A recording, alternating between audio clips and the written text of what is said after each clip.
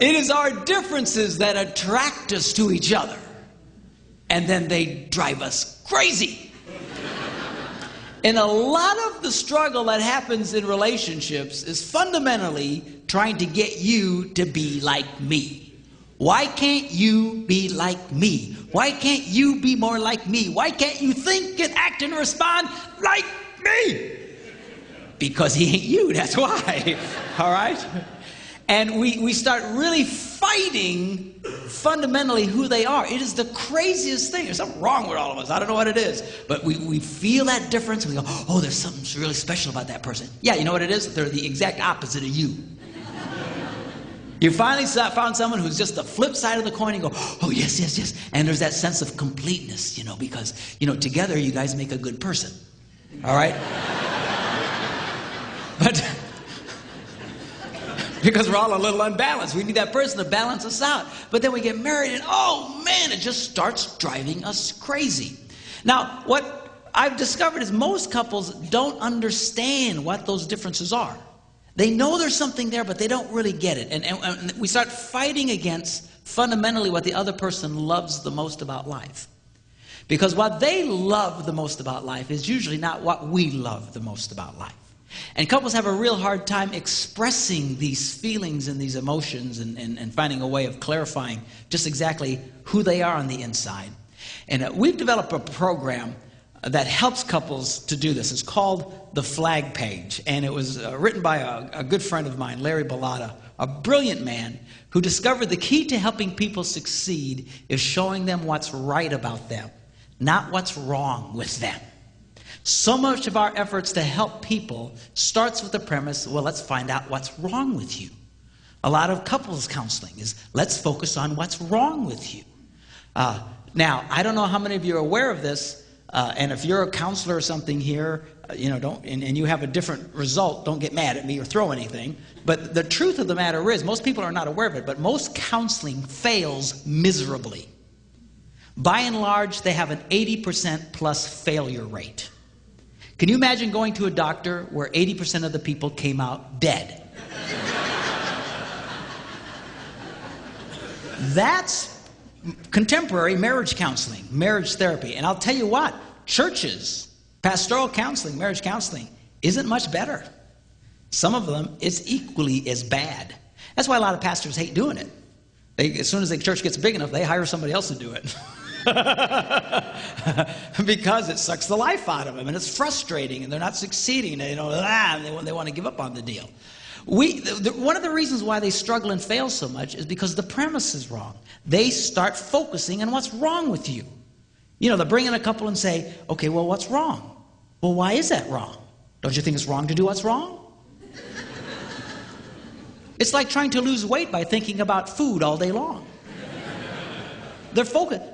We have discovered if you get people to discover what's right about them, they come alive. It changes the dynamic. And while so many people have an 80% failure rate, using this approach, we have discovered an 88% success rate with couples. No one was more shocked than I, because I was like a lot of other ministers. Ministers, we do marriage counseling by default. They come to their minister, they want help, and okay, we get like one class on it kind of thing, and we typically just beat you over the head with the Bible, and then hope you change. But I failed just like everybody else. And when we started using this approach, the turnaround in couples' lives, and I just went, wow, this is absolutely amazing. And we continue to fine-tune and develop this program, and we use it with couples all across America, all over the world actually, to help them discover what's right about them. We call the program the Flag Page. And this program is a very unique program. It's I don't know how many of you have ever taken a personality test or anything like that. They ask 250 questions and stuff, and I hate those things as much as you do. That's not what this is. This is not a personality test. We don't care about your personality. Twisted as though it may be, okay? This program focuses on one thing, and that is, what do you love about life? What is important to you? That's it. We try to measure passion. All right. Now, It's a test that you do online. You go on the computer, you go online, you enter a code. You have to purchase this little code, and you enter the code, and then you can go in and do the program. The program consists very simply of 3 steps. It's so simple. When I first took it, I thought, this is stupid. It can't possibly be accurate. And I was blown away by the results. But the 3 steps are very simply. Number 1, it gives you a list of words. And then you simply click all the words you believe describe you. Now, this is not what you wish you were. All right? Because a lot of you girls, you go, oh, I wish I was that, I wish I was that, I wish I was... you'll just look like somebody else is all it is, okay? You'll look like what you wish. We don't care about that. Don't think in those terms. This isn't what you wish you were. This isn't what your mama told you had to be, okay? This is, yes, that describes me, yes or no. Boom. You pick the ones, you click a button, you go to step 2. You rate on a scale of 1 to 10 how specific words make you feel. 10 makes me feel great, 1 not so good, 5 in the middle, whatever. Then you get step 3, where you prioritize those, the ones that are the most important to you. You push the button, and then in seconds, you get this printout. We call it the flag page. On this program, it'll show you why you act the way you act, why you react the way you react, where you're most likely to succeed in life, and most importantly, the 5 things that you love the most about life. Now, let me explain very briefly just the top portion of it. That's the most powerful part of it. And we're going to start with this area in the corner here that shows these pictures. What we do, the first thing this thing does is breaks you into 4 temperament categories. Control, fun, perfect, peace. We call them countries. Fun country, control country, perfect country, peace country. Why? Because it's like coming from different countries. Different countries have different traditions. Different countries have different ways of looking at things. I used to use the analogy of like someone from China trying to relate to someone from Yugoslavia or something. But we discovered a really better example is like someone from the United States trying to relate to someone from England or from Australia or from South Africa. Why? Because we all speak English. We assume, there's a general assumption, we understand each other. But if you've ever been in these countries, you can find out in a hurry, different words mean different things. And you can insult people very, very quickly. We were in England some years ago, and I met this young couple, and they had this little boy about 2 years old, little toddler running around. I love kids, and I'm goofing around with this little kid. And at some point I said, come here, you little bugger, and I'm reaching to grab him. All of a sudden, the parents grab his hand and just storm out of the room. I was stunned. I looked at the guy next to me, I said, so what happened? He said, well, over here, a bugger is a homosexual.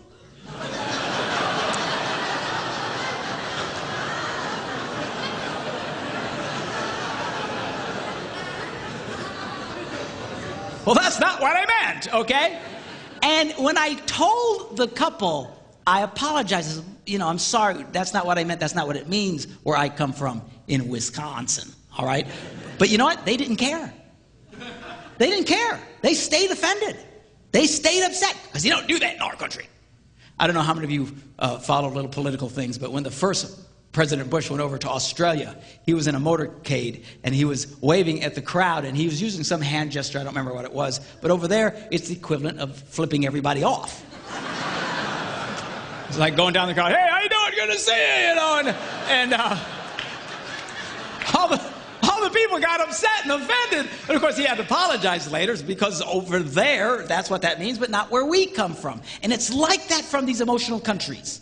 We have our way of viewing things. We have words that mean certain things, and we're motivated by different things than people from other countries. And inevitably, people seem to marry people from completely opposite countries.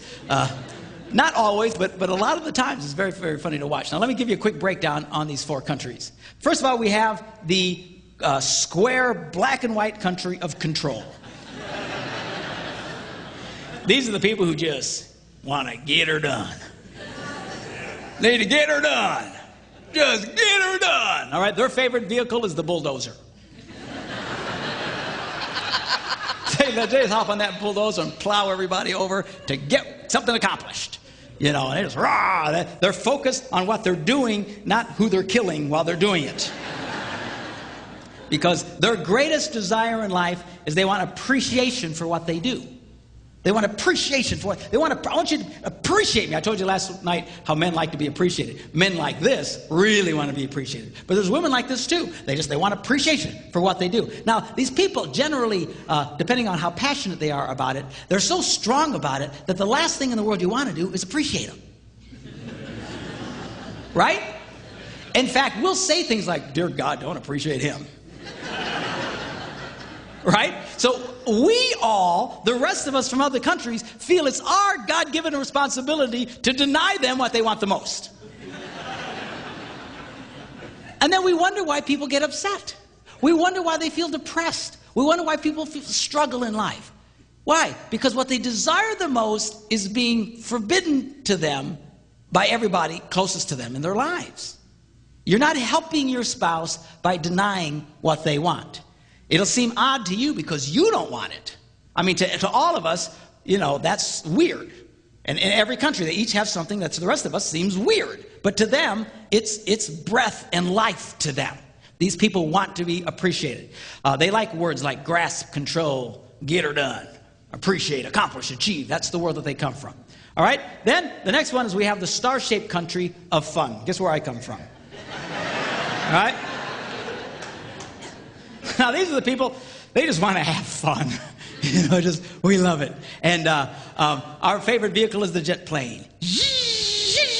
High speed, no limits. Of course, we're famous for smashing into walls and not seeing where we're going.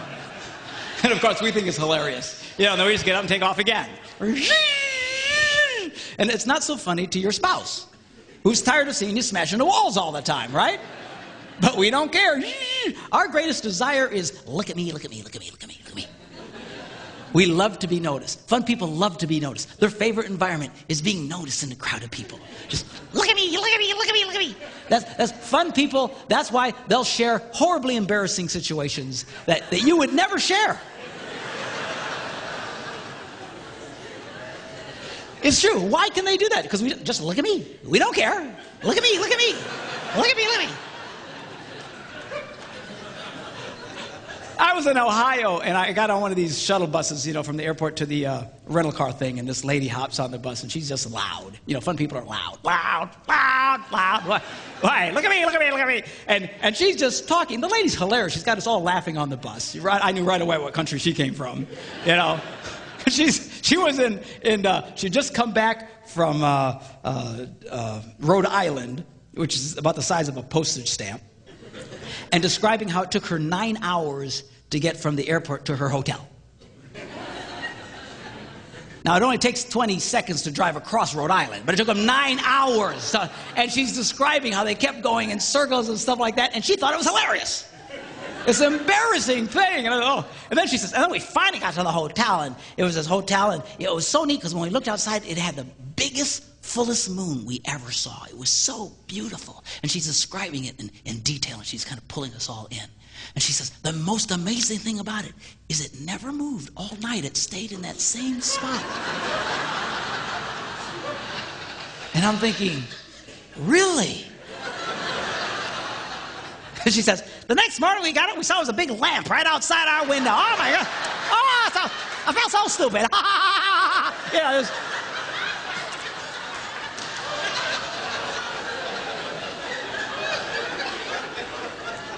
Now you realize she's sharing this with complete strangers. She doesn't care. All right? She just loves to have fun and loves to be noticed. We're not real big on details. We're a little scattered brain. We're the kind of people who'll go to a shopping mall and we'll come out and we have no idea where the car is. And we think it's hilarious. I couldn't find a car for an hour.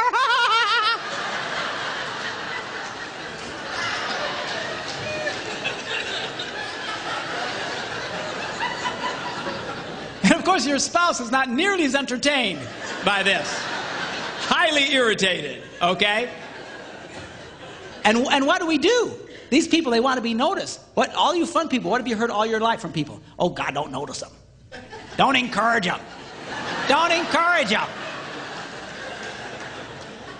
So everybody closest to you works the hardest to deny you what you want the most. And if they succeed, you will be depressed. you will be frustrated. You will not be happy if they win. There's this constant war between the countries here. Now look at the words they like to use. Really, happy, good time, funny, great, ha ha ha. Now, we get a lot of people from Fun Country coming to my event because it's called Laugh Your Way to a Better Marriage. And just the title alone, they're in. Ah, okay, let's go. I love it. I love it. And what are they doing? They're trying to sell everybody by using their words. So if they're married to a control person, they're coming up saying, oh, come on, you need to come. It'll be really fun. It'll be really great. Oh, we'll have such a blast. But you're speaking Swahili to this guy. See? Because there's not one word you said that appeals to him at all. No, come on, it'll be really fun. It'll be really fun. It'll be really fun. We all like using our own language. And then we can't even begin to comprehend why the phrase really fun doesn't motivate you to come. All right? If you really wanted to succeed with Mr. Control or Mrs. Control, you would use their language. You would say, honey, we ought to go to this thing because we'll be able to achieve more in our marriage. We'll be able to accomplish more. We'll be able to get more done, and we'll succeed more in our relationship. Now you're talking his language. Do you see the difference? But we don't want to do that. We don't even care what the other language is. We just want to use our language. And it gets us in trouble. So this is important to try and understand. Then we have the people from the diamond-shaped, hard, perfect world of perfect. And these are the people, they just want to get it right. It's just details, details, details. They view the world under a magnifying glass, And they're always looking for flaws. And their way of saying, I love you, is let me tell you what's wrong with you. You know what I'm talking?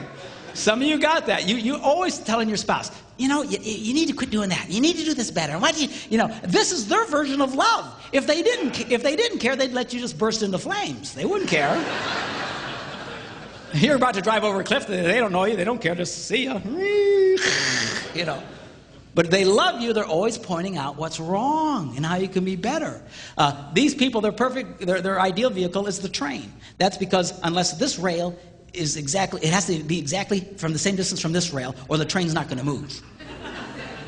These people are often accused of being control freaks, and they're not, and they get mad. If you have a spouse that you say, you're just a control freak, and they get mad at you, I promise you they're not a control freak. They're probably a perfect person. Control people, when you accuse a control person of being a control person, you know what they do? They go, that's right. They love it. Rawr, rawr. That's right, I'm a control. Get out of my way, But perfect people are often accused of being controlled, but the reason it feels like they're controlled is because they're always stopping the train. They're train stoppers. They're not controllers. They're not trying to control the environment. As control people like to control the environment. They like to do this, do that, put this here, do that. They light up with that. But perfect people, they just want to get it right. That's their desire. Get it right. Let's get it right. Let's get it right. Now, it doesn't mean it is right. It's just right to them. These are the people that if they were on the Titanic, the only thing they would be concerned about is that the furniture stay arranged on deck. The rest of us would be on, we're dying, it's going to sink, who cares? I'm sorry, it's policy. We got to keep these chairs over here because that's what it says in the manual, You ever run into somebody like that? That it seems like for the lack of every bit of common sense in the world, they cannot see it because it's in the manual. That's the way. These are perfect people. They make some of the greatest workers in the world because they'll follow the manual to death. Now these are by nature the most creative people in the world.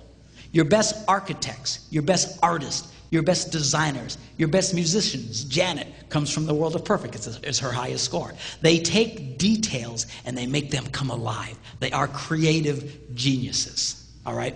But they are by nature the world's most sensitive people. And what they desire more than anything is really not perfection. They just want you to be sensitive to their feelings, which is something you'd never even connect that. You think, well, they want perfection, they want to view stuff, they want everything. No. Their greatest desire, sensitivity to their feelings. It really throws everybody because no one picks that up because they're always throwing darts at everybody. That's wrong, that's wrong, that's wrong, that's wrong, that's wrong, that's wrong, that's wrong. Okay? And then we try and throw the darts back at them. Okay, but they don't handle it very well. They don't like it. They get their feelings hurt all the time. Perfect people always walk around. They're always hurting all the time. People are always offending them, and they feel things very, very deeply. And a lot of them carry a lot of hurt and pains from even years ago. It's a real struggle for them.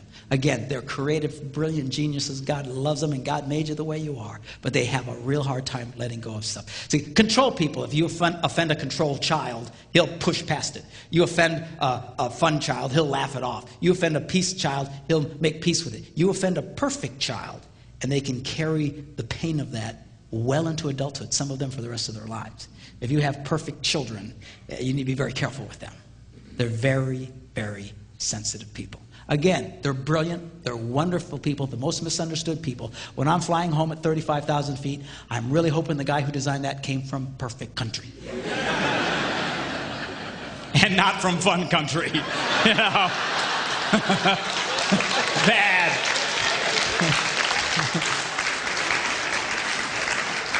Because all we care about is that it looked cool. And if it blows up, we go, oh man, did you see that? Oh, let's make another one, you know. So we just...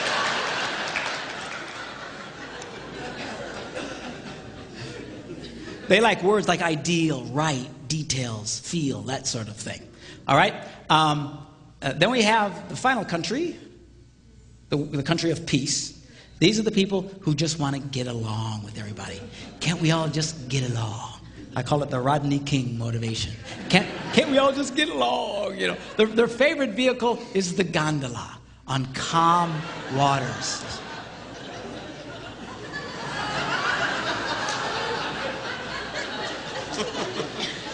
They hate emotional waves. They just hate it. Inevitably, these people marry people who do belly flops in the pool.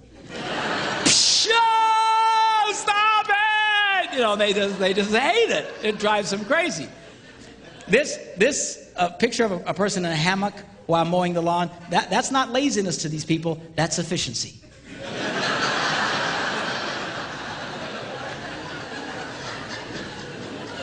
Stay calm.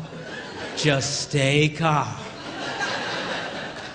They like words like no hassle, the easy way, relax, low maintenance, smart. You know, they just like doing things, you know, with as little discomfort as possible. Now, these people's greatest desire, the control and fun are the easiest to recognize what their desire is. Perfect and peace is harder. Perfect, I explained to you, but peace people, what their greatest desire is for you to respect who they are. That's what they really want. The problem is, these are the easiest people in the world to disrespect. It is because they're so nice. And they're so placid and so bendable. They're just... And when anybody from the other countries run into a peace person, we immediately think, here's a chance for a convert.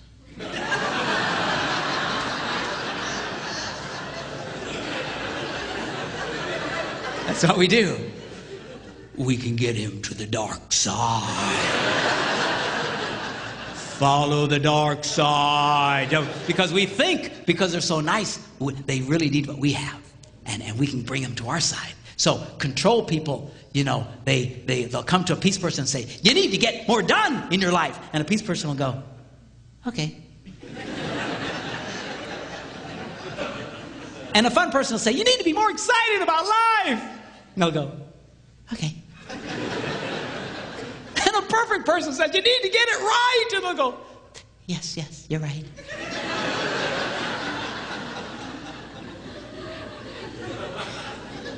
And you can push them along just so far. These people will all of a sudden shut down on you in a heartbeat. And the reason, and it'll shock you to say, what happened? It's because at some point you start disrespecting them and you start insulting them.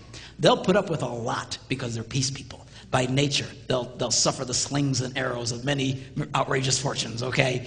But you start insulting who they are, they'll shut down on you, they'll go cold, they'll get really upset. A control person pushes too hard, it makes a peace person feel stupid. You make a peace person starting to feel stupid, they'll really get upset with you. A fun person can make them feel like a dud. You make them feel like a dud, they'll shut down. You know, a perfect person making them like a failure. You start making them feel that way, you're insulting them, they will shut down on you. If war breaks out between the other 3 countries, these people all hide.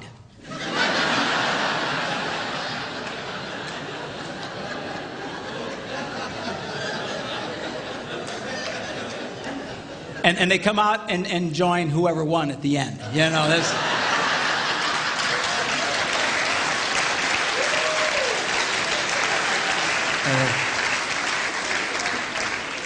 Which makes the other 2 want to kill him. Okay? So that's the temperament thing. This is just the beginning. This is why you act the way that you act, the way that you approach life. Then what this program does is it measures what we call your hard motivations versus your soft motivations. Now, soft means calm, patient, peaceful, low-key, easygoing. Hard sounds bad, but it's not bad. It's great. It's wonderful. Strong-willed, bold, born leader, organized, self-sufficient people. These are wonderful, wonderful people.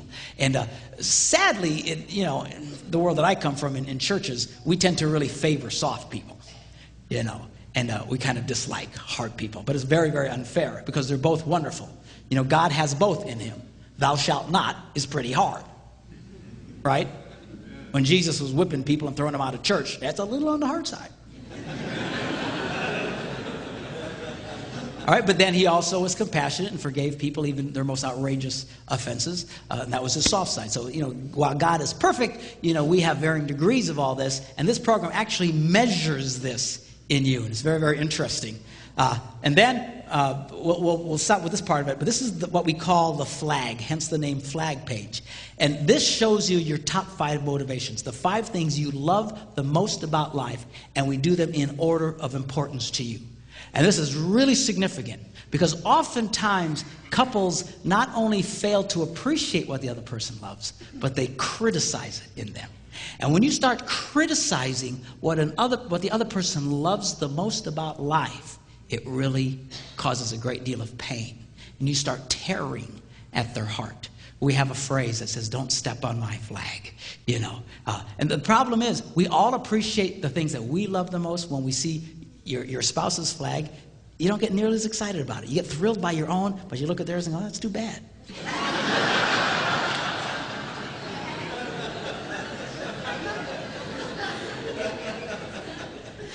Now, we're going to take a break. When we come back, I'm going to show you, I've got a couple of couples, guinea pigs, that have already taken this program, and I'm going to bring them up on the stage, and I'm going to go through just a part of their flag with them so you can kind of get a sense of how this program works and how couples can try and learn so much about each other and learn how to succeed with each other. So we'll do that when we come right back, all right?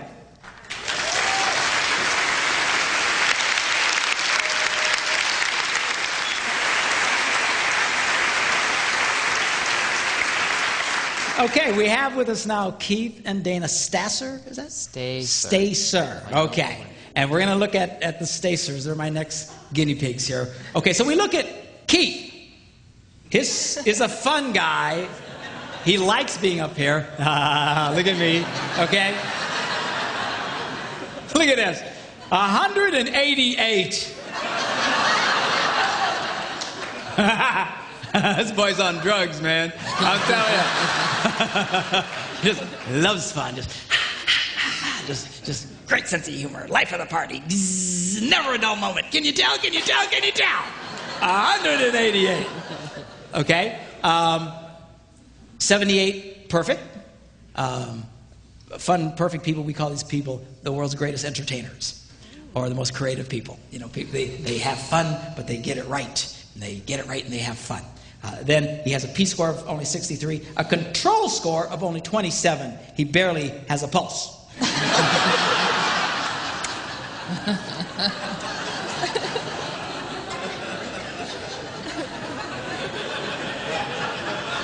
Who just happens to be married to...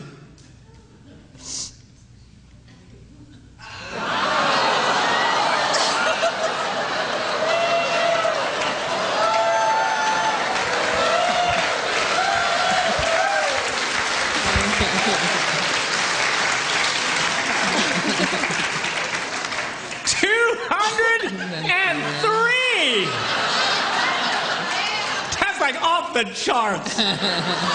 You know how rare that is to see someone with 200? 200, get her done. His girl's so Mr. 23 Control is married to Mrs. 203 Control. What a shock! I can't believe it, you know. Oh, I'm gonna cry. Now, her next highest one is peace. So she's what we call a controlled peace woman, peace control woman. We call these people the world's greatest managers. Why? They get stuff done, but they get along with people. They get along with people, but they get stuff done. And that's her world. That's the world that she moves in. Okay? Now, whoops, wrong button. Keith, we measure here is hard and soft. Look at the difference here. 89. He's very high on the soft side, very low on the hard side. Here's a guy who's very much a soft-hearted guy. Desires to be very relational. That's a huge jump, 89. Usually, and I don't know Keith, but usually guys like this, if you force them to go into the hard side, you don't like the result. These are the guys, they get upset, they go psycho on you.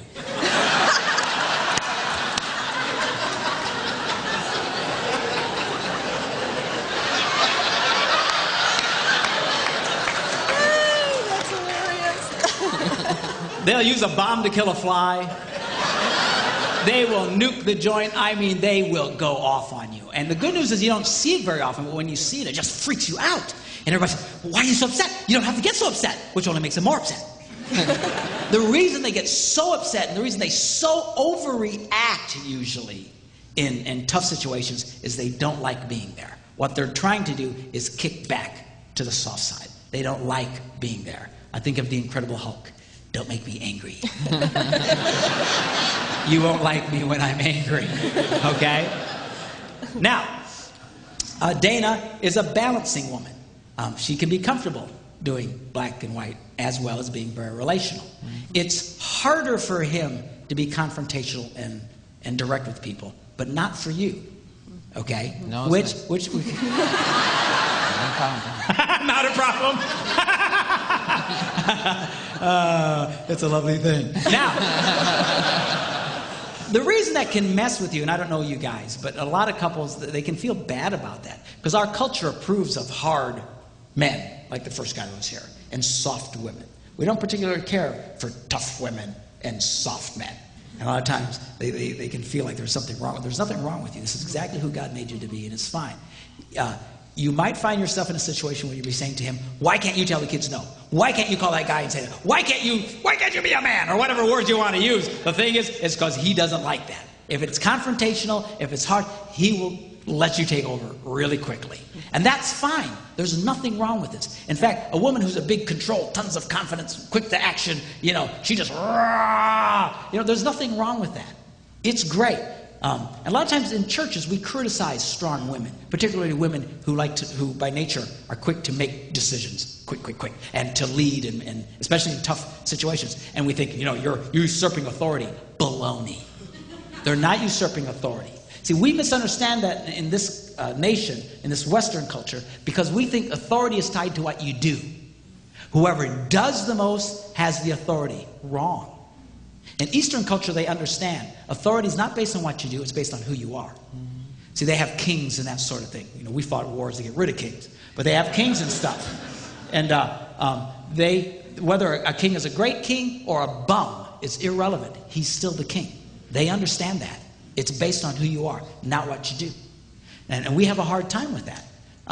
Even in Eastern religious culture, a lot of their worship songs celebrate the Christ and the inherent Godhead that was in Jesus, and they celebrate Christ for who he is. In Western culture, our songs are all about, let's celebrate Jesus for what he's done. See, everything's about doing here.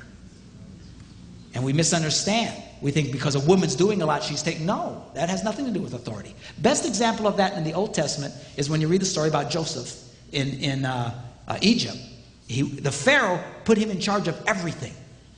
Joseph made every decision about everything. He called all the shots in Egypt. The Bible says there was that one thing that Joseph was not in charge for and responsible for. If you came into Egypt, you'd have swore Joseph was the Pharaoh. But was Joseph the Pharaoh? Never. Never. Never at one time did the people even think he was the Pharaoh. Why? Because they got it. I don't know what the Pharaoh did. Sit around eating bonbons all day long. I have no idea. But it was irrelevant. What you do does not make you the king. It's who you are. Okay? I know that helps it all a lot, but it's good for you to be who you are. This is the way God wired you, Miss 203, control, and tons of confidence. I can do anything, and don't get in my way. Okay? And she loves that. Now, Miss, tough girl is married to Mr. Sincere at heart. He's a warm, fuzzy guy. Again, thoughtful, genuine, compassionate, likes to have fun, never a dull moment, faithful, and she's this quick to action, confident, optimistic. I can do anything, anything's possible. Come on, follow me. Da, da, da, da, da. She loves it. Also sincere at heart, also has the great sense of humor. Bottom line, if she gets this fulfilled in her life, you just looking at these words makes you feel good, doesn't it? Oh, yeah. I'm telling you, you have to do it to see it. I look at other people's, I think that's nice, but when I see mine, I always go, I love it. That's how powerful this stuff is. And the same for Keith. When he sees that, he just goes, yes, yes, that's me. This is wonderful. This is great.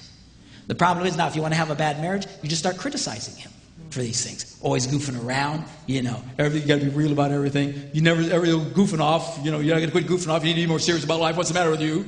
Okay? You criticize her for always trying to be in charge. What's the matter with you? You always think everything's going to be great. Sometimes things are lousy.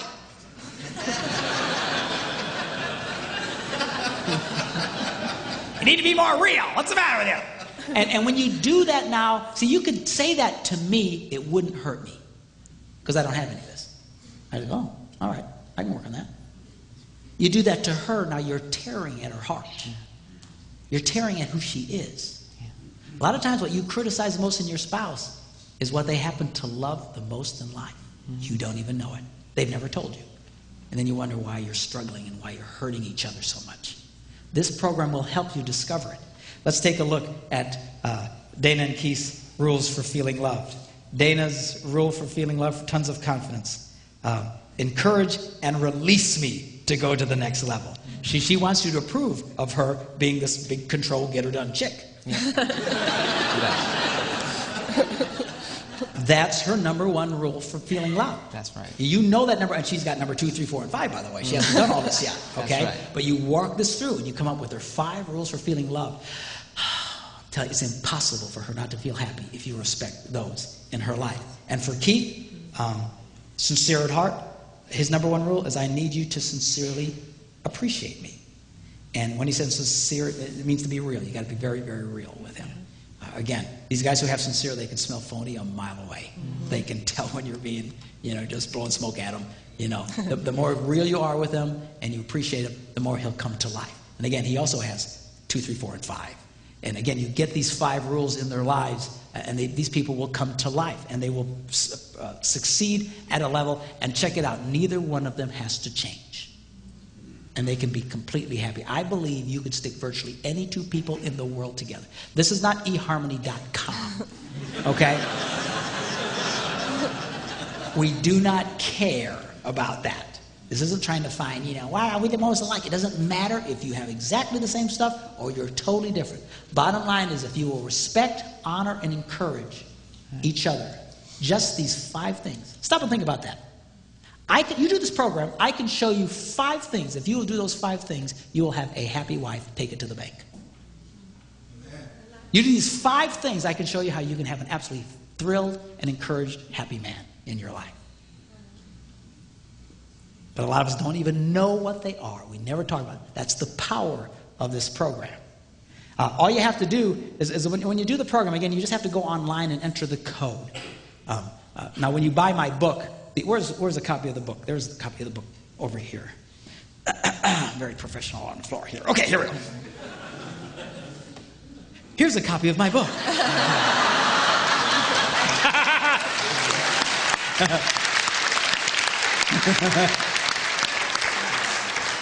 Very professional, yes. Anyway, It's blue, see? And it's called Discovering Your Heart with the Flag page. And when you get the book, it comes with a code in the back. And you take the code and you go online and you enter this in. Now, you need one code for each person. So if you want to get the book and you want one for your spouse, you'll have to buy the code. The codes are only $10. They're very affordable. And it's certain for $10, man, to find out what you can find in this thing is absolutely life-changing. And I'll tell you who this is really great for. Teenagers. Yeah. Nobody's more confused about who they are in life than a teenager. And unlike an adult who wants you to understand them, teenagers don't want you to understand them. It's true. They're blowing smoke all the time trying to confuse you. You get this program and you'll find out. And this can be life-changing. I had a man who came up to me about a year and a half ago, and he looked at me and says, I want you to know something. You saved our family. Wow. I said, what do you mean? He said, we had a daughter who was so different from us. We never understood her, and we were always at war with her. And she was always in trouble, and she was always depressed, and she tried to commit suicide. Raised in the church all her life, tried to take her life. We were so heartbroken.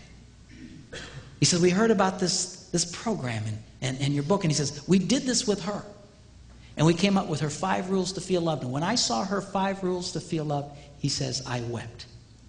Because I realized I had been breaking all 5 of those all the time. And he says, and sincerely, Pastor, he says, I never knew it. I never knew. But when I saw that, I determined I'm going to start respecting what this young girl needs. He said the change in her was dramatic. And it is. When you start giving people what they truly need in life, the change is powerful and dramatic.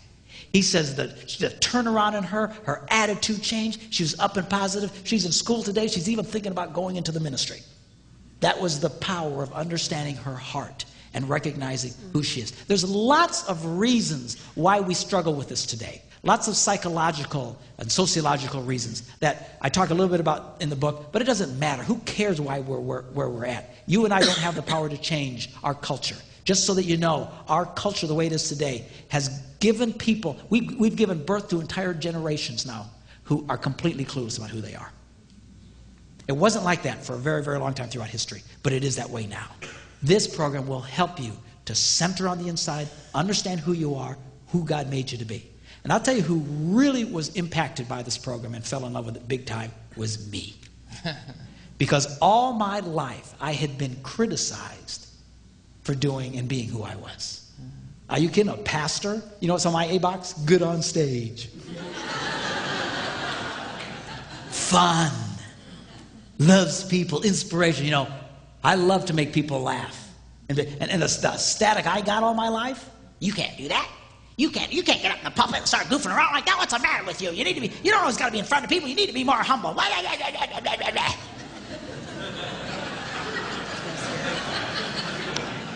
All from men who did not have any of those things in their hearts. Amen. They didn't have it. I had it. Something's wrong with me. All my adult life. I spent the majority of my time, I'm a musician. I'm very good at what I do. I was also a video producer. And churches loved hiring me because I was in charge of their music programs and helped do their multimedias and stuff. And I said, here's a guy who loved to be in front of people, inspire people. I spent the majority of my day in a dark room with a computer or a keyboard. Na na na na na na na na na. Na na na na na na na. Na na na na na. And the thing is, I'm very good at it. And I was told all my life, all that matters is you're good at what you do. Wrong. It's important that you love what you do. And when I saw that printout, I was heartbroken. And I said, oh, yeah, that's me. It's too bad. Seriously, I thought that was what was wrong with me. And Larry, the guy who developed this program, was showing this to me. He says, no. This is what's right about you. I said, no, it's what everybody hates about me. He said, well, I don't know what they hate about you, but this is who you are. And you need to be this. And I remember taking it to the senior pastor where I worked. And he says, is this really how you feel? He says, yeah. I said, man, you need to change your life. And he helped me launch into what I'm doing today. And now I'm touching millions of people's lives, doing all the stuff everybody told me I couldn't do.